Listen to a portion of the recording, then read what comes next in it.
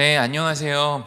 또 성경은 드라마 강의를 계속해서 통해서 구약이 거의 다 마무리되는 시점인데 오늘 강의를 통해서 구약이 끝을 내게 됩니다.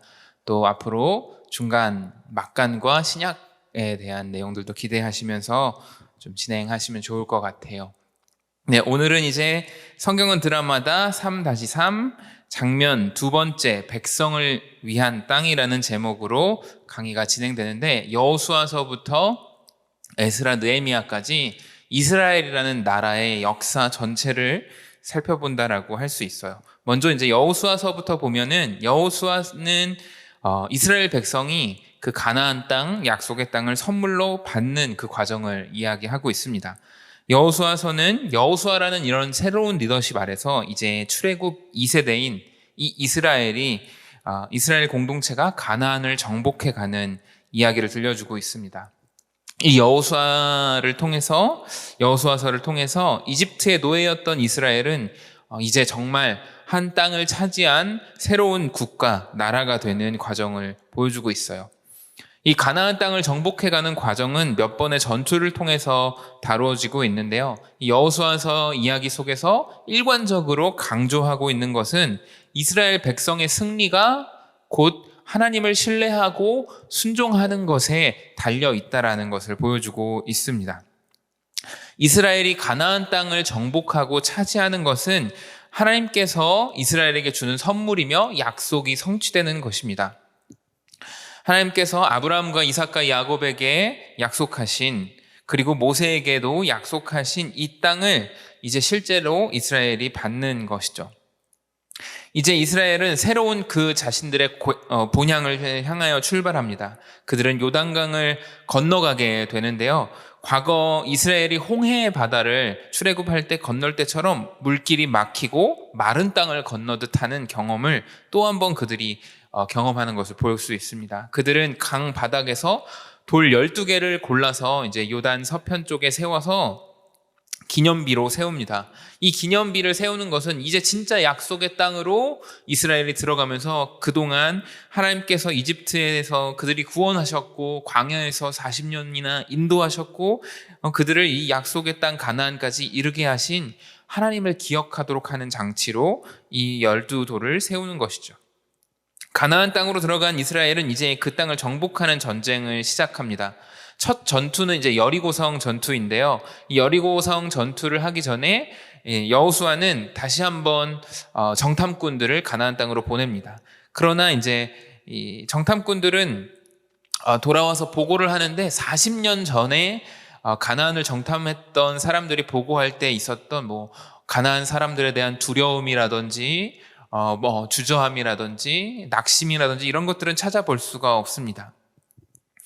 그리고 이 첫 전투인 여리고성 전투는 매우 기이한 방식으로 진행되는데요. 이스라엘 백성은 언약궤를 앞세우고 7일 동안 이 여리고성 주변을 돌게 됩니다. 그리고 7일째가 되는 날 나팔 소리를 불고 그 소리가 들릴 때 이스라엘 모든 백성이 여리고성을 향하여 큰 소리를 지르고 그 성이 기적적으로 초자연적인 방법으로 이 성이 무너지게 되는 모습을 볼 수 있습니다. 하나님은 왜 이런 방식으로 첫 전투 그리고 가나안 성들 중에서도 강하다고 평가되는 여리고성을 이렇게 무너뜨리셨을까요? 이스라엘은 어쩌면 되게 손쉽게 이 견고하고 강한 성이었던 여리고를 정복하는 것처럼 보입니다. 그런데 이 기이한 방식에서 보여주는 단 하나의 메시지는 이 전쟁이 누구에게 달렸는지를 보여주는 것이죠. 전쟁의 승패가 어떤 가나안의 강대함이라든지 그 성읍의 견고함이라든지 그리고 이들과 전투를 치러야 하는 이스라엘의 군사적인 강함, 전략 이런 것에 이 전쟁의 승패가 달린 것이 아니라 하나님께서 이 전쟁의 승패를 주도하고 계신다라는 것을 첫 전투부터 보여주는 것이죠. 이스라엘은 이 하나님의 전쟁에 부르심을 받았고 하나님께서 이기시는 그 승리를 함께 누리고 진행하도록 부르심을 받은 것입니다. 그러나 이 여리고에서의 이 기적적인 승리에도 불구하고 이 승리가 무색하게 이스라엘은 바로 다음 성읍인 아이성에서 철저하게 패배하고 실패하게 됩니다. 그것은 아간이 하나님의 말씀을 듣지 않고 탐욕을 부려서 자신의 몫으로 재물을 챙겨 두었기 때문이죠. 아이성에서 아간으로 인한 실패는 이스라엘이 여호와께 순종하지 않을 때, 그분과 맺은 언약적 관계 안에 잘 머무르지 않을 때 전쟁에서 실패하게 될 것이라는 것을 기억하게 하는 것이죠. 아이성에서는 아간을 심판하고 다시 재정비한 다음에 아이성 이후 이스라엘은 아이성을 정복하고서 이스라엘은 에발산과 그립심산에 서서 여호와와 다시 언약을 맺는 언약의 갱신을 진행합니다. 여호수아는 율법을 다시 설명하면서 율법의 모든 말씀을 다시 돌들에 기록하고 예식을 진행하면서 이스라엘 자손 앞에 놓인 축복의 길과 저주의 길을 분명히 알도록 그들에게 권면을 하고 있습니다. 그리심산과 에발산에서 다시 한번 이들은 진짜 여호와를 따라서 축복의 길을 선택할 것인가, 아니면 여호와께 불순종하고 저주받는 길을 선택할 것인가에 대해서 다시 언약을 갱신하며 마음을 다잡고 이 가나안 땅 정복을 이어가게 됩니다. 여호수아 9장과 12장까지는 이 이스라엘 백성이 이 땅 전체를 정복하기까지 벌인 전투 이야기들을 정리해서 설명해주고 있는데요. 이스라엘은 이 가나안 민족을 전쟁에서 승리하고 성읍들을 차지하고 몰아내기도 하지만 또 그들에게 속기도 하고 그들과 어떤 맹약을 맺으면서 그 땅에 가나안 민족들을 남겨두기도 합니다. 이 전쟁을 12장에서 마무리하면서 이와 같은 요약의 구절이 나오는데요. 11장 23절에 이렇게 말씀하고 있습니다. 이와 같이 여호수아가 여호와께서 모세에게 말씀하신 대로 그 온 땅을 점령하여 이스라엘의 지파의 구분에 따라 기업으로 주매 그 땅의 전쟁이 그쳤더라.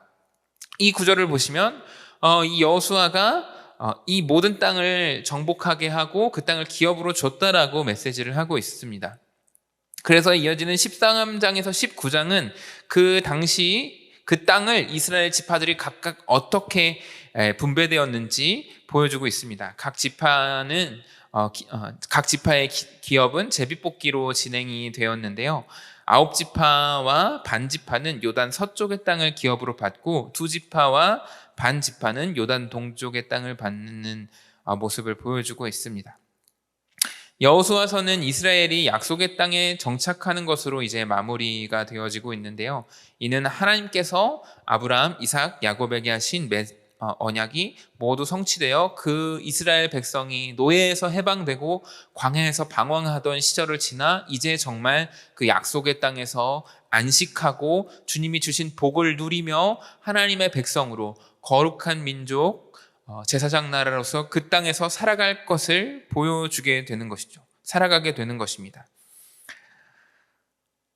그러나 그럼에도 불구하고 이들에게는 여전히 불안한 요소들이 남아 있다는 것을 보여주고 있습니다. 이스라엘은 모든 전쟁이 그쳤다고 말하지만 여전히 그들은 모든 가나안의 민족들을 정복하지 못했고 그들에게는 여전히 가나안 민족들이 곁에 남아 있습니다. 그리고 가나안의 신들과 문화가 표방하는 물질적인 풍요와 육체적인 쾌락을 추구하는 그러한 가나안의 삶의 방식은 이스라엘에게 유혹과 시험거리로 남아 있습니다. 여호수아는 죽기 전에 장로들을 불러서 고별사로서 설교하고 이 사실을 언급하며 다시 한 번 더 이스라엘이 하나님께 순종하는 길을 선택할 것을 강력하게 권고하는 것으로 마무리를 짓습니다. 그리고 이 장로들을 통해서 이스라엘이 계속해서 순종의 길을 걸어갈 수 있게 헌신할 것을 다짐시키는 것이죠. 모세와 달리 여호수아는 자신을 이을 직접적인 전체를 지도하는 후계자를 세우지 않았습니다. 아마도 여호수아는 장로들의 도움을 받으면서 이스라엘이 하나님의 통치를 직접 받으면서 살 것이라고 여겼던 것 같아요. 그래서 이 장로들과 여호수아가 살아있던 시대에는 하나님을 잘 섬겼다라는 그런 기록들이 나오지만 사사기로 넘어가면 이 남아있던 가나안 민족과 그들의 문화와 우상이 이들에게 결국 걸림돌이 되어서 우상 숭배의 길로 빠졌다는 것을 보여주고 있습니다. 사사기 2장에서는 여호와께서 이스라엘 백성이 이교도들의 우상 숭배를 몰아내지 않고 그것들을 받아들였던 것과 그것을 이제 그런 사실들을 심판하기 위해서 이스라엘과 하나님이 대화하는 그런 이야기가 나오는데요. 하나님은 너희가 이 가나안 땅의 민족들을 몰아내지도 않았고 전부 다 몰아내지도 않았고 그들의 우상과 이런 것들을 받아들였기 때문에 내가 이제는 이 가나안 땅에서 이 이방 민족들을 몰아내지 않고 너희 곁에 두겠다고 하나님이 말씀하십니다. 그리고 이들은 이스라엘 곁에 있으면서 늘 유혹거리가 되고 걸림돌이 되고 가시가 될 것이라고 이야기하고 있는 것이죠. 가나안의 신인 바알과 아스다롯은 풍요와 농경의 신이었습니다. 이스라엘 자손은 가나안 땅에 들어와서 처음으로 농사를 짓게 되죠. 광야에서 이들은 하나님이 그때그때 주시는 만나와 메추라기와 공급하심을 얻어서 살아갔지만 이제 이 땅에 들어가서는 그러한 초자연적인 공급이 아니라 농경을 하면서 일상적으로 살아가야 합니다.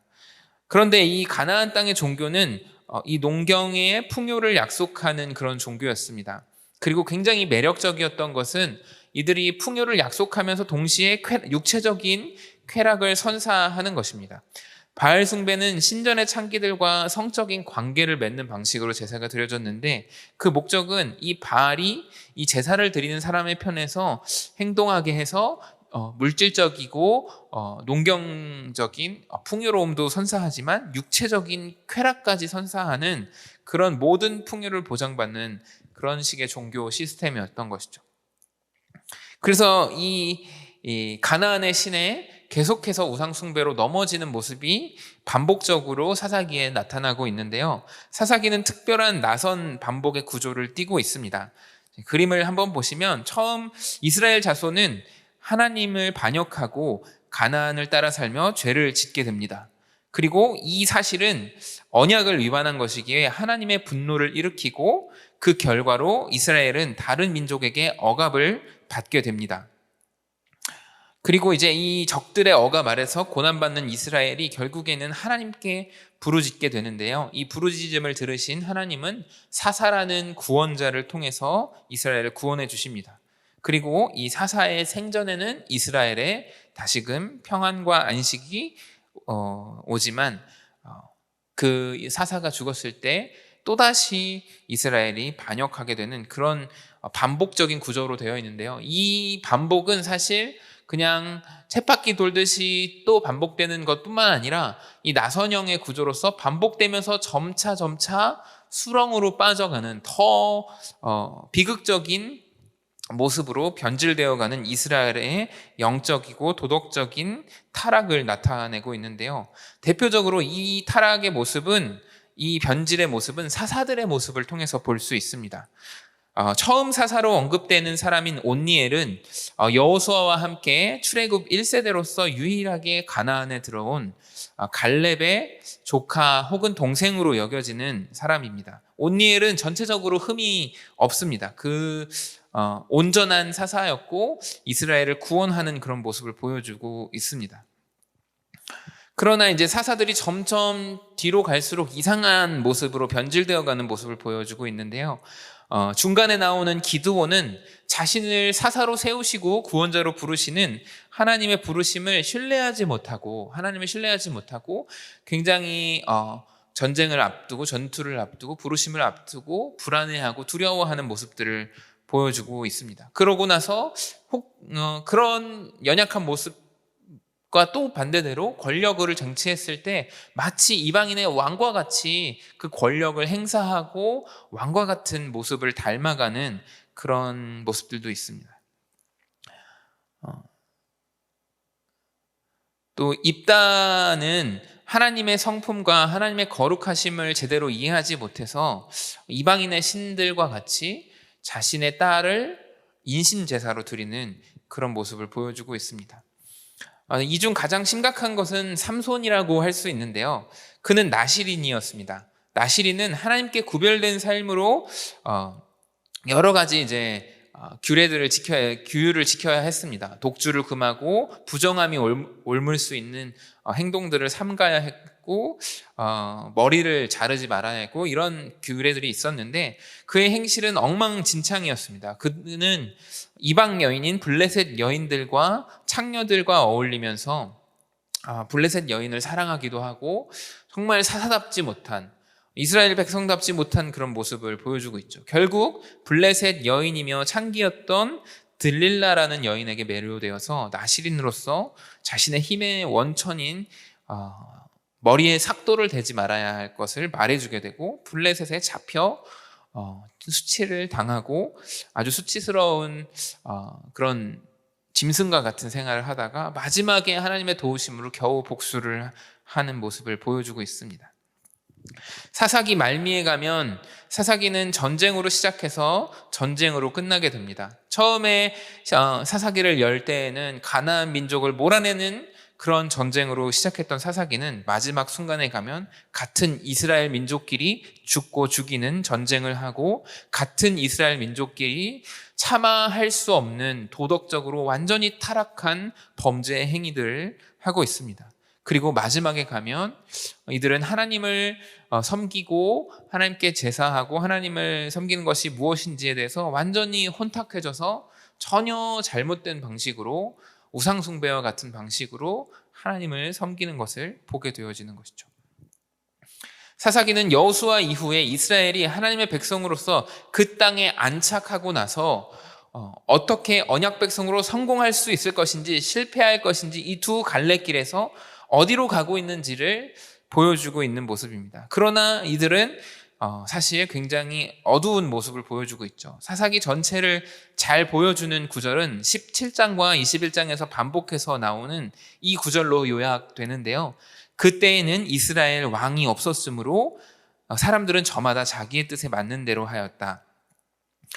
이는 말 그대로 왕이 없다는 것을 의미하기도 합니다. 이방 나라와 같이 어떤 전체를 다스리는 왕이 없었기 때문에 각자 알아서 소견에 오른 대로 했다라는 의미를 내포하기도 하고, 그래서 이스라엘도 왕이 필요한 것이 아닌가라는 질문을 낳기도 하면서, 동시에 사실은 이 이스라엘의 진정한 왕이 되신 하나님을 떠나 반역하고 배반하고 있는 그러한 이스라엘의 모습을 보여주기도 합니다. 왕이신 하나님을 따르지 않고 내 마음에 원하는 대로, 내 뜻대로 알아서 살아가게 되어지는 이스라엘의 실패의 모습을 보여주기도 하고 있는 것이죠. 사사기에 이어서 사무엘서에는 이 질문을 가지고 시작합니다. 사사기는 정치제도로서 왕정이 정말 필요한 것인가? 라는 질문을 낳게 되는 것이죠. 그리고 하나님, 왕이신 하나님을 온전히 따르는 백성 이스라엘 나라가 되려면 어떻게 해야 되는가? 라는 질문을 낳게 되는 것이죠.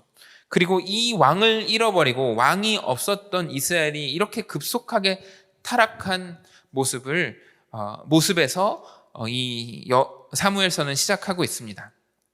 그래서 사무엘서는 임신을 못하는 한나라는 한 여인의 개인적인 인생의 수치와 바닥과 같은 모습을 보여주고, 또 아주 도덕적으로, 정치적으로, 그리고 어떤 군사적으로 외세와의 관계에서 굉장히 위기의 상황에 놓여져 있는 황폐해진 이스라엘이라는 이 두 가지 황폐해진 모습에서 출발을 합니다. 임신을 못하는, 아이를 낳지 못한 한나라는 이 개인의 고통에서 시작한, 그래서 그 한나가 하나님을 향하여 이 아들을 낳게 되어서 이 수치를 벗어나게 해주십시오라고 하는 이 부르짖음에서 시작하는 이 이야기는 결국 이스라엘이 완전히 파산한 상태에서 하나님 우리를 이 수치를 벗어나게 해주십시오라고 하는 부르짖음과 같은 의미로서 사용되고 있는 것이죠. 그렇게 하나님은 이 완전히 파산한 이스라엘을 다시 세우실 것입니다.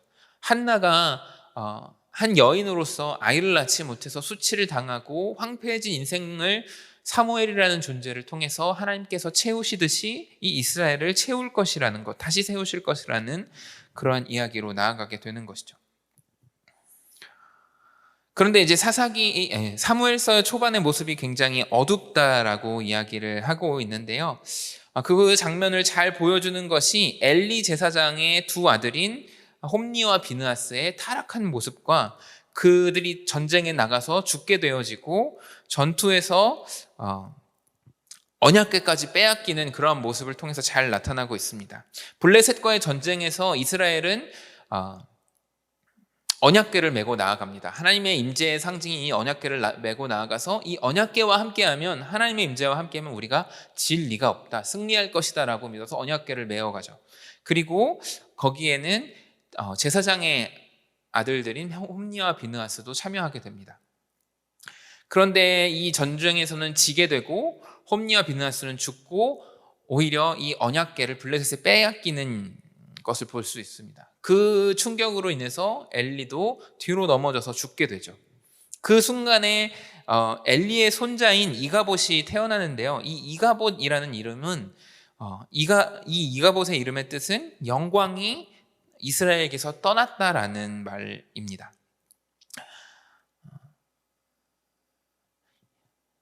이제 타락한 이스라엘에 하나님의 임재와 하나님의 영광이 떠났다라고 하는 것이죠.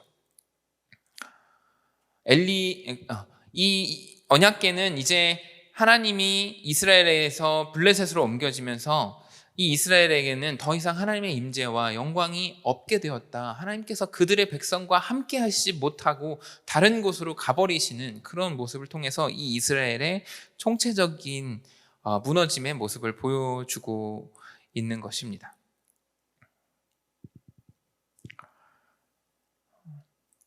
결국 이 블레셋에 뺏긴 언약궤는 블레셋에서 소동을 일으키게 됩니다. 블레셋 신전에 놔두었더니, 전리품으로서 신전에 놔두었더니 그들의 신인 다곤의 머리가 떨어져서 앞에 놓는다든지 어떤 악성 종기가 생긴다든지 해서 블레셋에서 돌고 돌아서 결국에는 블레셋이 이 언약궤를 가지고 있지 못하고 다시 이스라엘로 돌려보내주는 상황이 오게 되는데요. 이 이야기는 사실 정말 영적으로, 도덕적으로 하나님과의 언약 관계에서 완전히 실패하고 파산한 이스라엘임에도 불구하고, 그래서 하나님의 영광이 떠날 수밖에 없고 하나님의 임재가 떠날 수밖에 없는 이 이스라엘의 상황이라고 할지라도 하나님께서 이들에게 다시 돌아오신다라는 것을 보여주고 있는 것이죠.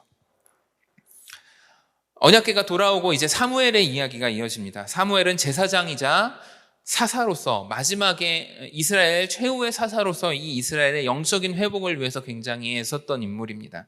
그는 다시 이 이스라엘을 불러 모아서 정말 하나님만을 섬기고 신뢰할 것을 따르는 그런 이스라엘의 언약을 갱신하는 일들을 하고요. 결국 이 블레셋의 전투에서도 이스라엘이 승리할 수 있도록 하나님의 계율을 통해서 승리하게 되는 경험들을 하게 됩니다.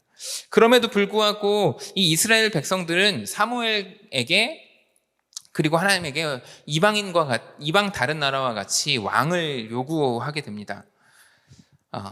이 일로 인해서 사무엘은 굉장히 이스라엘 백성에게 실망하게 되지만 하나님은 사무엘을 향해서 그들이 너를 버린 것이 아니라 나를 버린 것이다 라고 이야기하게 되죠. 왕정이 정말 필요 없는 것인가, 왕정이 정말 악한 것인가에 대한 질문이 이 사무엘서에서 굉장히 중요한 질문인데, 사실 이 이방과 같이 왕을 원하고 있는 이스라엘 백성에게는 이 왕을 요구하는 마음은 우리도 다른 이방 나라들처럼 우리를 안전하게 보호해 줄 수 있는 왕이 필요합니다. 통솔적인 군사력을 가지고 이 이방인들의 어떤 위협에 대해서, 블레셋의 위협에 대해서 대처해 줄 수 있는 그런 왕이 필요합니다라는 이방인들과 다를 바 없는, 이방인들을 보고 그들과 같이 왕을 원하는 그런 모습을 보여주지만, 하나님은 그것에 대해서 별 의문을 갖지 않고 오히려 이 인간 왕의 위험성을 경고하시면서 왕정을 쉽게 승인해 주시는 모습을 보여주고 있습니다. 왕이 된다는 것은, 왕이 세워진다는 것은 이스라엘에게서도 사실 이스라엘의 진짜 왕이신 하나님을 따르는, 하나님을 섬기는 그런 왕이 세워진다는 것을 의미합니다. 이 왕은 진짜 왕이신 하나님의 승인 아래서 세워지는 왕이고, 이 왕이 하나님께 순종하냐 불순종하냐에 따라서 이스라엘은 또한 그 나라가 하나님의 복과 축복을 누릴 것이냐 파멸의 길로 갈 것이냐라는 그 갈림길에 세워지게 되는 것이죠. 첫 번째 왕으로서 사울이 세워지게 됩니다. 사울은 초기의 모습에는 사사들과 다를 바 없는 모습을 보여줍니다. 그저 자기 집에 가서 자기가 원래 생업으로 하던 농사를 짓고 있던 모습을 보여주죠.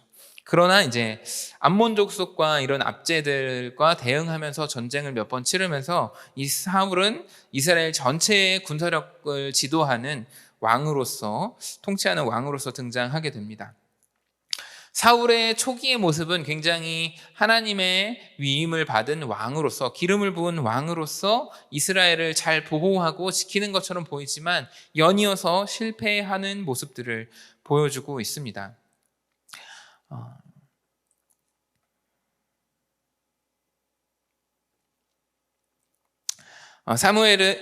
사울은 초기에 이제 블레셋과의 전투에서 제사를 드리기 위해서 사무엘이 오는 것을 기다리지 못해서 사실 먼저 자기가 제사를 드리는 그런 우를 범해버립니다. 그 장면에서 하나님은 이 사울에게서 너가 나를 신뢰하지 않고 불순종하기 때문에 나는 너에게서 왕위를 옮겨서 다른 사람에게 왕을 줄 것이라고 이야기하게 되죠. 그리고 나서 아말렉의 왕과 짐승들을 살려준다든지 하는 그러한 계속해서 불순종하고 실패하는 모습들이 사울에게서 나옵니다.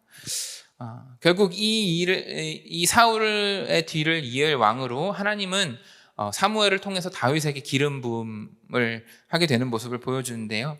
이 다윗은 결국 사울의 경쟁자로서 사울이 끊임없이 질투하고 죽이려 하는 정치적인 숙적이 되게 됩니다. 그는 처음에는 사울의 이런 불안증을 치료해주는 음악가로서 음악을 연주하는 사람으로 왕위에 들어왔다가 골리앗을 죽이기도 하고 어떤 전투에서 전적을 이루기도 하면서 굉장히 인기 있는 신뢰받는 장군이 되게 되죠. 그 신뢰받는 모습을 백성들이 이 다윗을 신뢰하는 모습을 잘 보여주는 것이 이스라엘 여인들이 사울이 죽인 자는 천천히요 다윗이 죽인 자는 만만이다라는 이러한 노래를 불러서 다윗과 사울을 비교하는 노래를 통해서 보여주게 되는데, 이 노래는 사실 사울의 입장에서는 참기 어려운 것이었을 것입니다. 사울은 계속해서 이제 정신적으로 영적으로 무너지는 모습을 보여주면서 이 다윗을 어떻게든 죽이려고 하게 되고, 다윗은 이 사울의 죽이려고 하는 것 때문에 망명 생활을 하기도 하고 광야에서 지내게 되는 떠돌이 생활을 하게 됩니다. 결국 사울은 블레셋과의 전투에서 사울과 그의 가문이 모두 죽게 됩니다. 그리고 나서 이제 다윗은 이스라엘 왕으로서 등장하게 되는데요. 처음에는 이제 유다 지파가 다윗을 왕으로 인정하게 되고, 뒤이어서 이스라엘 모든 지파들이 이 다윗을 왕으로서 받아들이게 됩니다. 하나님은 이 다윗과 언약을 맺으시는데요. 하나님은 다윗의 이름을 위대하게 만들어 주시겠다고 약속하고, 그분의 백성 이스라엘을 위해 한 곳을 정착하여 그들을 심고 적들이 그들을 해하지 못하겠다고 약속하십니다. 그리고 그들의 원수에서 벗어나 편히 쉬겠다고, 다윗의 왕조를 세우시겠다고, 다윗의 아들로 하여금 하나님의 영원한 집인 성전을 짓게 하겠다고 약속하고 있습니다. 다윗과 맺으신 이 언약은 처음 맺으신 아브라함과 맺으신 이 언약을 환기시킵니다. 다윗은 감사와 예배로 응답하면서 이 언약궤를 자신의 궁궐에 있는 천막에 성막에 두게 되는 것이죠. 이렇게 다윗이 왕에 있는 동안 처음에는 이스라엘의 안식과 평안이 있습니다. 하나님과의 언약 관계를 잘 지키고 하나님이 원하시는 삶을 살아가도록, 이스라엘 백성이 그렇게 살아가도록 순종하는 왕인 다윗의 통치 아래서 안식과 평안이 이스라엘 나라에 있게 되고 전쟁에서 성공을 거두게 되고 이스라엘 국경이 곧 안정되고 이스라엘이 주변 나라에 비해서 강대국이 되어가는 과정을 보여주고 있습니다. 그럼에도 불구하고 이 다윗은 무죄한 자의 모델은 아니고 그 사무엘하 나머지 뒷부분에서는 그가 저지른 죄와 부패한 모습들, 판단 착오들이 나오고 있죠. 대표적인 것이 이제 밧세바와 간음을 저지르고 나서 그의 밧세바의 남편인 우리아를 죽이려는 계략을 꾸미고 죽게 하는 것이죠. 이 일이 있고 나서 선지자 나단은 다윗을 향해서 직설적으로 그의 정곡을 찌릅니다. 다윗은 하나님의 은혜로 왕이 되고 정말 이스라엘의 통치자가 되었지만 자신의 탐욕으로 인해서 간음을 저지르게 되고 그의 남편을 죽이게 된 이 일은 용서받기 어려운 것이었죠. 그로 인해서 밧세바와의 사이에서 잉태된 아이는 죽게 되고 그 다윗의 집안에는 강간과 살인과 반역이 일어나게 됩니다. 큰아들인 암논이 자신의 이복 누이를 강간하는 일이 일어나고 그로 인해서 자신의 다른 아들인 압살롬이 이 암논을 죽이게 되는 그러한 비극적인 일들이 일어나고 결국 이 압살롬이 다윗의 왕좌를 찬탈하기 위해서 반역을 일으키고 압살롬이 죽게 되는 일까지 굉장히 비극적인 일이 이 다윗 왕가에 일어나게 되죠. 사무엘하 마지막에는 다윗이 인구조사를 한 것 때문에 하나님이 심판하시는 기근의 일로 마무리를 됩니다. 그리고 사무엘하에서 그 기근을 그쳐달라는 다윗의 간청은 하나님의 긍정적인 응답하시는 것으로 끝이 나는데요. 이것은 인간 왕인 다윗과 하나님 사이의 화해의 표시로 보여집니다. 다윗 왕이 정말 하나님 앞에서 불순종했을 때 다시 돌이키고 죄를 뉘우치면 하나님은 왕과 화해하시고 그 이스라엘 나라와 왕의 왕위를 계속해서 인정해 주시고 하나님이 복을 내리시는 것을 볼 수 있습니다. 그러나 이 범죄를 계속해서 반복하고 하나님께 반역을 반복한다면 이 왕과 여호와 사이가 깨어지고 틀어진다면 이 이스라엘은 언약 백성으로서 하나님의 축복이 아니라 저주와 멸망이 따라올 것이라는 것을 보여주고 있는 것이죠. 이어지는 열왕기에서 다윗은 모든 왕들의 기준이 됩니다. 그의 부족했던 모습에도 불구하고 성경은 마음이 그의 조상 다윗의 마음과 같지 아니하다, 이 왕은 다윗과 같이 하나님께 신실하다, 이런 식으로 다윗이 기준이 되어서 평가되어지는 모습이 있습니다. 이제 이 이스라엘 나라는 왕이 하나님과 어떤 관계를 맺고 그 나라를, 이스라엘 나라를 어떻게 다스리는지에 따라서 축복의 길로 갈 것인지 멸망의 길로 갈 것인지 성공의 길로 갈 것인지 실패의 길로 갈 것인지가 결정될 것입니다. 열왕기에서는 이 왕들의 이야기를 다루고 있는데요. 두 번째 강의에서 같이 다루어 보면 좋을 것 같습니다.